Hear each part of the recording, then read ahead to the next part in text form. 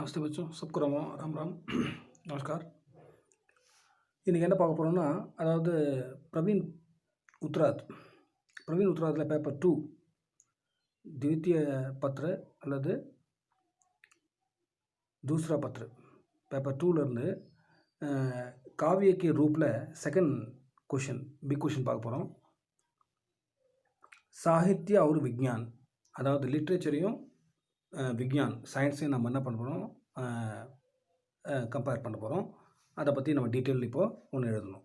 Okay, அதாவது சாகித்ய और विज्ञान का पारस्परिक संबंध அது ரெண்டுத்துக்கும் இருக்கிற இன்பிட்வீன் அந்த பரஸ்பரமான அந்த உறவு என்ன, ரிலேஷன் என்ன, और स्पष्ट करते हुए அதை நம்ம கிளியர் பண்ணிவிட்டு दोनों की सीमा निर्धारित कीजिए. அதாவது ரெண்டுத்துக்கும் அந்த லிமிட்டேஷன்ஸ் இருக்கும் இல்லையா, அந்த எல்லைகள் அதை வந்து நிர்தாரித் பண்ணணும்னா அதை வந்து நம்ம ஃபைனலைஸ் பண்ணணும். இதுதான் எல்லை அப்படின்னு சொல்லணும். ஓகே, அதை பற்றி நம்ம டீட்டெயில் ஒன்று எழுதணும்.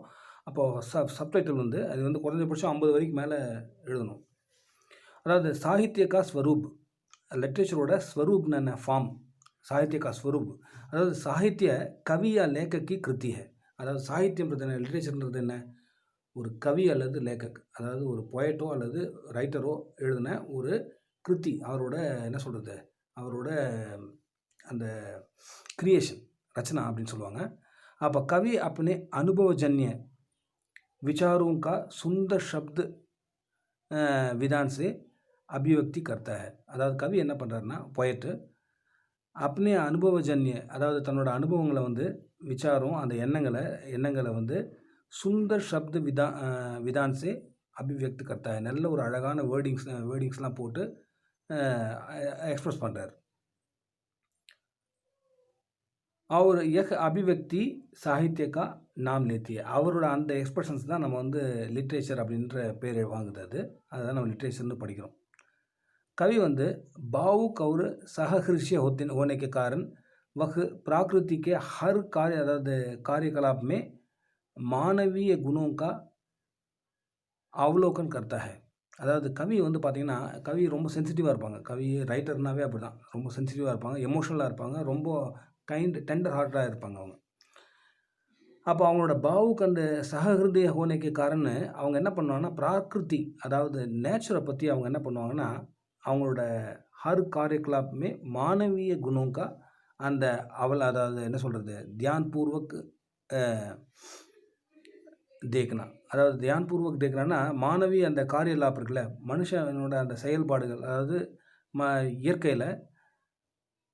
இயற்கையில் அதாவது பிரகிருதிக்கே ஹர் காரியக்கலாப், அதாவது இயற்கையோட ஒவ்வொரு செயல்லையும் அவர் என்ன பண்ணுவார், மானவிய குணம், மனிதன் என்ன பண்ணுவாங்க, அதை ரொம்ப நல்ல தியான்பூர்வக் அதை வந்து என்ன பண்ணுவாங்க, பார்ப்பாங்க. ரொம்ப கவனமாக அதை பார்த்து, அதாவது சுஷீல் அப்படின்னு சொல்லுவார்ல, ரொம்ப கவனமாக அதை பார்த்து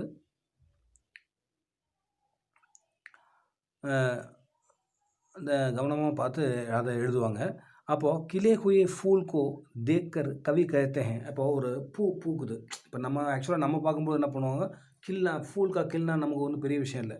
ஒரு பூ பூக்குதுன்றது ஒரு சாதாரண விஷயம். ஆனால் அதே சமயத்தில் ஒரு கவிஞர் அதை பார்க்குறாருன்னா, கிலே ஹுயே ஃபூல் கோ ஜோ தேக்கே கவி कहता है. அதை பூவை பார்த்துட்டு அவர் என்ன சொல்கிறார், ஃபூ ஹஸ்தா है, அதாவது ஃபூல் ஹஸ்தான்னு சொல்லுவார், பூ வந்து சிரிக்குது அப்படின்னு சொல்லுவார்.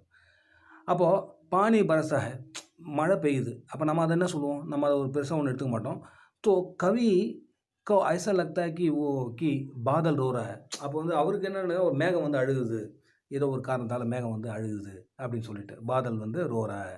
அப்போ ஜமீன் பர் படுத்தி பேடு கி சாயா, அப்போது ஒரு மரத்தோட நிழல் வந்து ஒரு தரையில் விழுதுன்னு வச்சுங்களேன், ஜமீன் பர் படுத்தி ஒரு பேடு கி சாயா. அப்போது கவிக்கு வந்து கிசி பிகாரின் கா ஜமீன் பர் லேட்டே அதாவது லேட்டே ரேனே கா என்ன சொல்கிறது ஆபாஸ் மில்தா है. அதாவது யாரோ ஒரு பிகாரின், அதாவது ஒரு பிச்சைக்காரி வந்து படுத்துட்டு இருக்கா அப்படின்ற மாதிரி அவர் ஒரு கற்பனை எழுதுறாரு மரத்தோட நிழலை பார்த்துட்டு. இஸ் பிரகார் சாகித்யம் வந்து சத்தியம் சிவம் சுந்தரம் கா நிர்வாக கர்த்தா है. அதாவது சாகித்யம் அப்படின்னா அதாவது என்ன சொல்கிறது, லிட்ரேச்சர் அப்படின்னு சொன்னாவே அதில் வந்து சத்தியம் சிவம் சுந்தரம் கா நிர்வாகம்னா அதை வந்து சத்தியம் சிவம் சுந்தரம்ன்றது மெயின்டைன் ஆகுது. சத்தியம் சுகம் சுந்தரம்ன்றது என்னது ஆக்சுவலாக?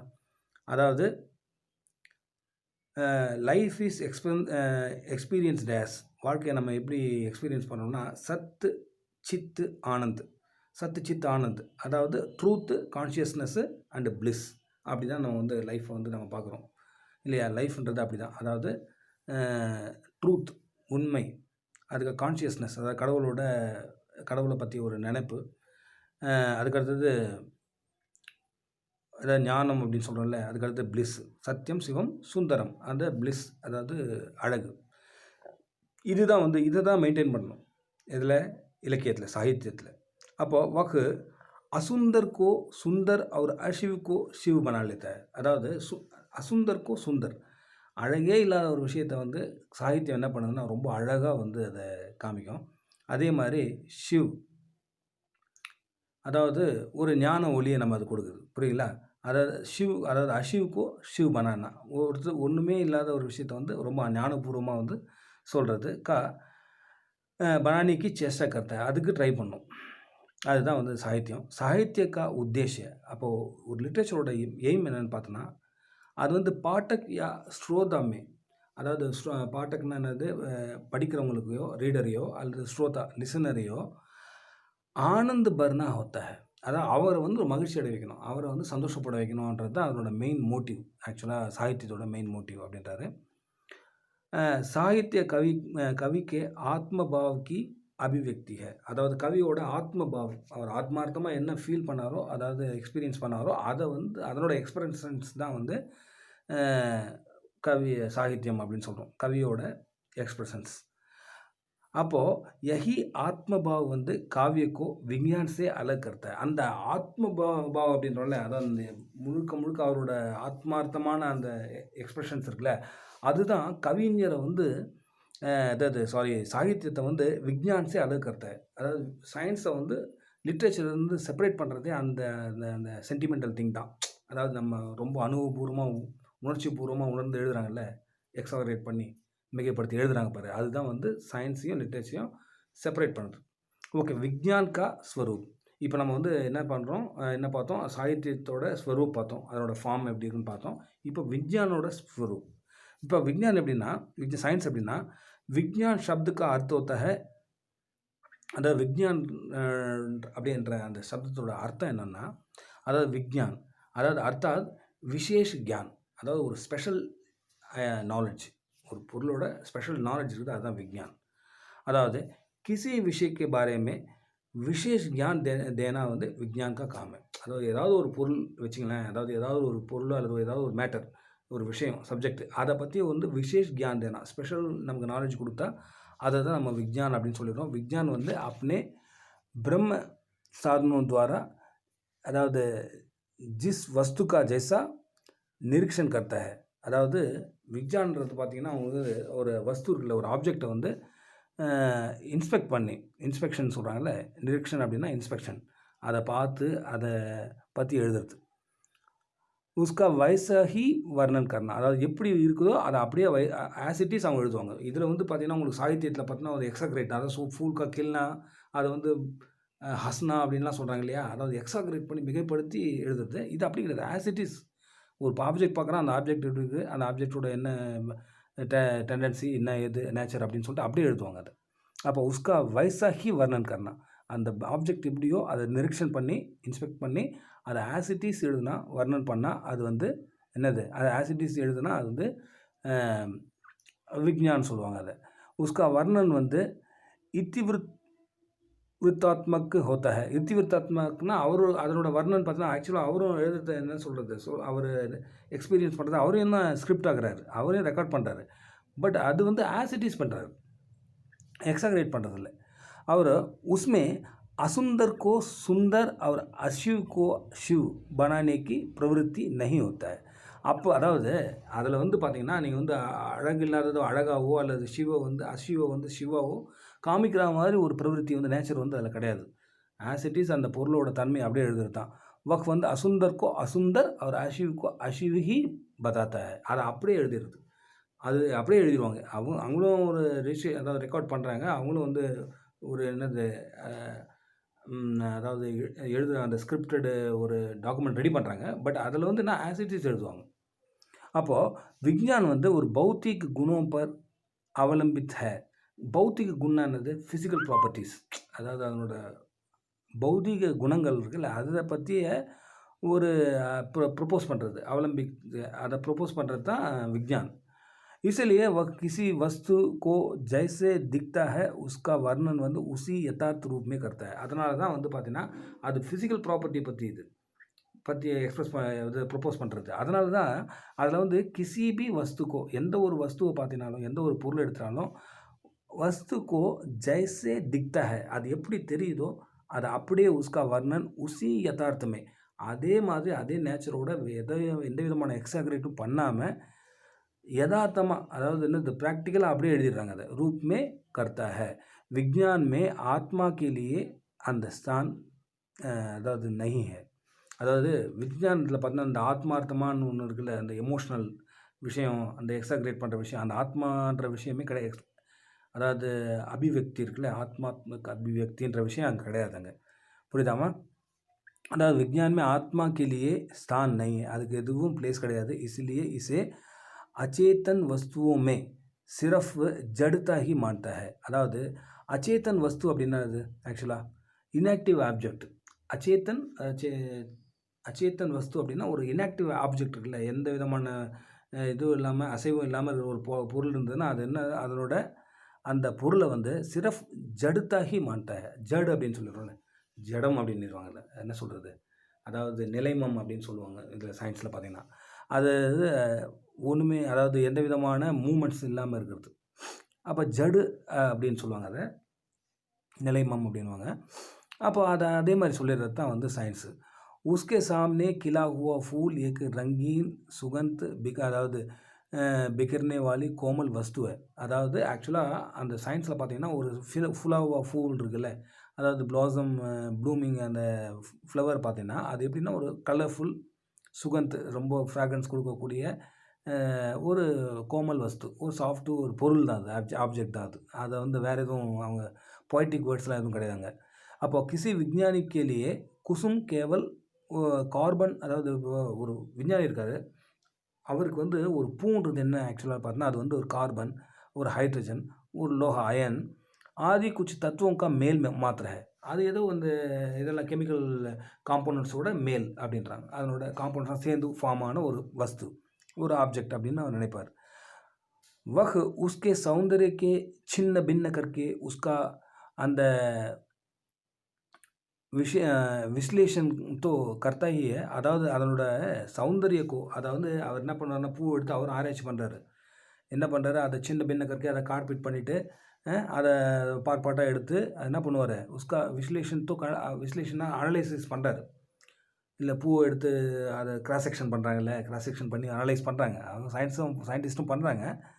பர் உஸ் குசும் சே பிரகட் உஸ்கே ஆனந்ததாயினி अब अपूर्व அந்த மன்மோகக் ஸ்வரூபு கா விஞ்ஞானிக் தேக் नहीं पाता है. ஆனால் அந்த பூவில் இருந்த அந்த அழகு விஷயம், அழகான விஷயம், அல்லது ஆனந்தமான விஷயம், அல்லது மன்மோகக்கு நம்ம மனசை கவர்ற விஷயம், அந்த ஸ்வரூப், அந்த ஃபார்மேஷனை பார்த்து அதை பற்றி ஒரு விஞ்ஞானி அந்த ஆங்கிளில் வந்து அவர் பார்க்கவே மாட்டார். அது அவர் வந்து சயின்டிஃபிக் ஆங்கிளில் தான் பார்ப்பார். அந்த மாதிரி ஒரு விஷயம் அவர்கிட்ட இருக்காது. அதாவது ஒரு பூவை வந்து பார்க்கும்போது ஒரு ஆனந்தமயி அப்படின்றோம்ல, ஆனந்த தாயினி அப்படின்னு சொல்லிட்டு அந்த மாதிரி எதுவும் அவர் பார்க்க மாட்டார். அப்போ சாகித்ய और विज्ञान के क्षेत्र, அப்போ ரெண்டுத்தையும் பார்க்கலாம். சாகித்ய क्षेत्र और वैज्ञानिक क्षेत्र, लिटरेचर அண்டு சயின்ஸ். பார்த்தோம்னா विज्ञान का क्षेत्र வந்து चेतनाहीन एवं निरीह प्रकृति है. ஓகேவா? அதாவது விஞ்ஞான் கா சேத்ர சேத்தனாஹீன், அதாவது கான்ஷியஸ் இல்லாமல், அதாவது உள்ளுணர்வுன்றாங்கல்ல, அது இல்லாத விஞ்ஞானோட உலகன்றதுல ஒரு உள்ளுணர்வு இல்லாத ஏவம் நிரீஹ் பிரகிருதி ஹை. அதாவது ஒரு நிரீஹ் பிரகிருதி அப்படின்னா என்னது, ஆசையே இல்லாத ஒரு இச்சை, அதாவது இச்சான்னு சொல்லுவாங்கல்ல, இச்சா இல்லாத ஒரு பிரகிருதி, ஒரு செயல். वह मानव को भी प्रकृति का एक अंग और भौतिक और प्राणी शास्त्र के नियमों में बांधा हुआ. அதாவது அதில் என்னென்னா वह मानव को भी प्रकृति का एक अंग, மனுஷனையும் வந்து ஒரு நேச்சரோட ஒரு பார்ட் தான். அதாவது இன்டெக்ரல் பார்ட் ஆஃப் இதுதான் நேச்சர் தான் ஒரு மனுஷனும் அப்படின்ற மாதிரி அது நினைக்குது சயின்ஸு. அதுவும் இல்லாமல் பௌத்திக் அவர் பிராணி சாஸ்திரக்கு, அதாவது பௌத்திக்னா என்ன சொல்கிறது, ஃபிசிக்ஸ்க்கு और प्राणी शास्त्र ना என்னது बायोलॉजी के नियमों में बांधा हुआ अதாவது अस्तित्व मज्जा आदि से बना मांस का एक पिंड मात्र मानता है. அதாவது மனுஷனை பார்த்தீங்கன்னா அது வந்து ஒரு எலும்பு சதையுமான ஒரு மாமிச பிண்டம், ஒரு சதை பிண்டம் தான் அப்படின்ற மாதிரி. அதாவது உணர்வுபூர்வமாக நினைக்காம ஒரு ஃபிசிக்கல் ப்ராப்பர்ட்டியாவோ அல்லது ஒரு பயாலஜிக்கல் ப்ராப்பர்ட்டியாவோ தான் மனுஷனை கூட அது நினைக்குது, साइंस நினைக்குது. इस प्रकार विज्ञान की सीमा வந்து संकीर्ण और संकुचित है. அதாவது நம்ம விஞ்ஞானோட லிமிட்டேஷன்ஸ்லாம் பார்க்கும்பொழுது அது வந்து ரொம்ப க்ளோஸ்டு ஒன்றா இருக்குது. அதாவது ஒரு சங்கோச்சமாக சொல்லுவாங்கள்ல, அந்த விஷாலத்தாவே இருக்காது. விஷாலத்தா இல்லாமல் அதாவது இருக்கிறது வந்து சங்குச்சித் அப்படின்வாங்க. அது சங்கீர்ணன்னா ஒரு க்ளோஸ்டு குரூப் ஆஃப் பீப்புள், வந்து closed group of people think பண்ணுற மாதிரி தான் அந்த விஞ்ஞானம் இருக்குது. அதில் வந்து ஒரு அகண்டதா இல்லை, ஒரு அப்ராட் இது ப்ராட்னஸ் கிடையாது, ப்ராட் மைண்டட்னஸ் கிடையாது. वह प्रकृति के स्थूल रूप का ही அதாவது விஸ்லேஷன் करता है. அதாவது அந்த பேஸ், அந்த கிராஸ் ரூட் அப்படின்றோம்ல, அந்த வேர், அந்த ஒரு அதை மட்டும்தான் அது வந்து என்ன சொல்கிறது, ஸ்பெஷலைசேஷன் எல்லாம் பண்ணுது.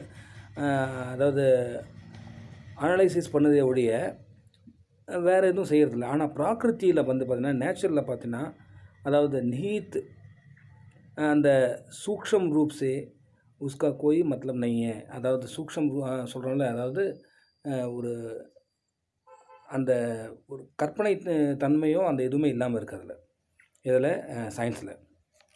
किंतु काव्य का क्षेत्र में मानव हृदय है. அதாவது அந்த காவிய சேத்திரத்தில் நம்ம பார்த்தோம்னா லிட்ரேச்சரில் அது வந்து அந்த டெண்டர் ஹார்ட்டட் இருக்கு இல்லையா, ஹார்ட்னஸ் இருக்கு இல்லையா, அது வந்து மாணவ ஹிருதய அப்படின்றோம். இதே சம்பந்தமாக இருக்குது அந்த டிபார்ட்மெண்ட். அதுக்கப்புறம் இஸ்லியே உஸ்கா சேத்திர வந்து விஷால ஒரு விஸ்த்ரூத் ஹே, ரொம்ப அகலம் அகண்ட ஒரு ரொம்ப ஒரு என்னது பரவிய ஒரு விஷயமாக இருக்குது. அதாவது லிட்ரேச்சர் அப்படின்ற டிபார்ட்மெண்ட்.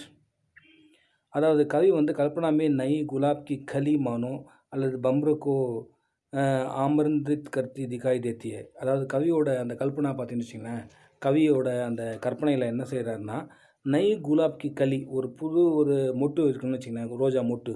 அவர் பார்த்தாருன்னா அவர் என்ன நினைக்கிறாருன்னா, பம்ருக்கோ ஆமந்திரித் கர்ணிக்கு, அதாவது கர்த்தி திகாய் தேத்திய. அது பம்ரு என்னது, தேனியை வந்து அதை இன்வைட் பண்ணிகிட்டு இருக்குது, இன்வைட் பண்ணுது, தன்னை நோக்கி வா அப்படின்னு சொல்லிட்டு கூப்பிட்ற மாதிரி ஒரு கற்பனையாக கவிஞர் வந்து அந்த குலாப்க்கு அந்த இதை என்ன சொல்கிறது, குலாப்கி கலி சொல்கிறோம்ல மொட்டு, அந்த ரோஜா மொட்டை பார்த்து அவர் நினைக்கிறாரு. அப்புறம் प्राकृतिक हर वस्तु में आनंद और शिव का बोध करना काव्य की विशेषता है. நேச்சரோட ஒவ்வொரு வஸ்துலையும் ஒவ்வொரு பொருளையும் பார்த்தீங்கன்னா அது ஆனந்தமும் சிவமும், அதாவது ஆனந்தமும் அந்த என்ன சொல்கிறது சத்தியமும் உண்மையும் இருக்கிற மாதிரி தான் வந்து அந்த பொருளை வந்து ஒவ்வொரு பொருளையும் அது பார்க்குது. இது லிட்ரேச்சர்.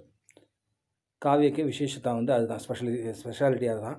காவிய வந்து असुंदर को भी सुंदर और आनंददायी भाव भरा होता है. அதாவது ஒரு அழகே இல்லாத ஒரு பொருளை கூட ரொம்ப ஒரு அழகான பொருளாக, அதாவது கற்பனையாக அதை எக்ஸாக்ரேட் பண்ணி அதிகப்படுத்தி மிகைப்படுத்தி எழுதுகிற மாதிரி ஒரு ஆனந்ததாயி பாவ் வந்து ஒரு சந்தோஷமான ஒரு மனநிலை வந்து எமோஷனல் மனநிலை வந்து முழுமையாக அடைஞ்சிருக்கு இதில் சாகித்யத்தில் லிட்ரேச்சரில்.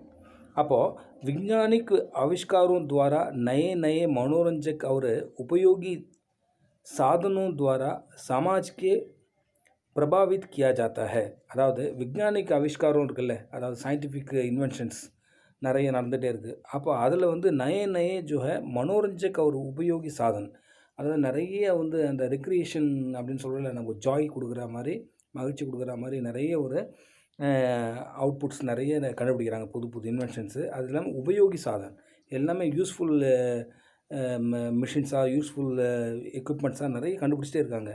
அப்போ சமாஜ் வந்து அதில் வந்து ரொம்ப யூஸ்ஃபுல்லாகவும் இருக்குது சொசைட்டிக்கு. அது ரொம்ப பிரபாவித்தம் பண்ணுது. நல்லா என்ன சொல் டாமினேட் பண்ணுது இதை சொசைட்டியை. ஆனால் साहित्य के द्वारा समाज के कल्याण और उत्थान के लिए, அதாவது சொசைட்டியோட கல்யாண் வெல்ஃபேர், அதாவது சொசைட்டிக்கு நல்லது செய்யணும், சொசைட்டியோட மனுஷனோட மனநிலை வந்து நல்ல சந்தோஷமாக இருக்கணும் அப்படின்ற அந்த அந்த உத்தான் அப்படின்றோம்ல, அதாவது அப்லிப்மெண்ட், நம்மளோட சோஷியல் அப்லிப்மெண்ட் இருக்குல்ல, அந்த மனசை வந்து, அதாவது மானசிக் அப்லிப்மெண்ட், மன சம்மந்தமான அந்த உயர்வை வந்து கேலியே நை வந்து ஜோத்சனா, அதாவது ஜோத்சனா அப்படின்னா மூன்லைட் एक्चुअली नई जो है ज्योत्सना और शक्ति से प्रेरित किया जाता है. அதாவது இதில் பார்த்தீங்கன்னா உங்களுக்கு வந்து நம்மளை அப்லிப்மெண்ட், மனசை வந்து அப்லிப்மெண்ட் பண்ணி நம்ம ஒரு சந்தோஷத்தை கொடுத்து சொசைட்டியை வந்து மேலே கொண்டு போகிற மாதிரி இருக்குது எங்கள் இதில் லிட்ரேச்சரில். इस प्रकार मानव कल्याण में साहित्य और विज्ञान दोनों का बड़ा महत्व है. ஆக்சுவலாக வந்து மாணவ கல்யாண் அப்படின்னா, அதாவது ஹியூமன் வெல்ஃபேர் அப்படின்னு பார்த்தீங்கன்னா, இந்த ரெண்டுமே ரொம்ப இம்பார்ட்டண்ட் தான். ரெண்டுத்துக்கும் ஒரு மகத்துவபூர்ண யோகதான் இருக்குது. ரெண்டுத்துக்கும் சூப்பரான ஒரு பார்ட்டிசிபேஷன் இருக்குது. எதுக்கு, அதாவது கலைக்கும் இது லிட்ரேச்சருக்கும் சயின்ஸுக்கும். ஆனால் फिर भी சஹிருதயி மனுஷ கேலியே, ஆனால் யார் ஒரு டெண்டர் ஹார்ட்னஸ் இருக்கோ, யாருக்கு ஒரு ரொம்ப வந்து அந்த இலகிய மனசு இருக்கோ, அந்த அந்த மனுஷ கேலியே मानवीय அந்த भावों से भरे साहित्य की ओर अधिक आकर्षण होना स्वाभाविक है.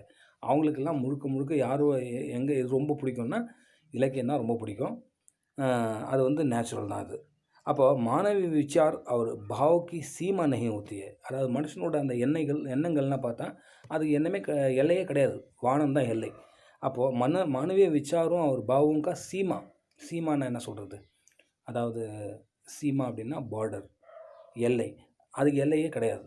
அது வந்து ஒரு எல்லை இல்லாத ஒரு விஷயம் மானவிய விச்சார், மனிதனோட அந்த எண்ணங்கள்.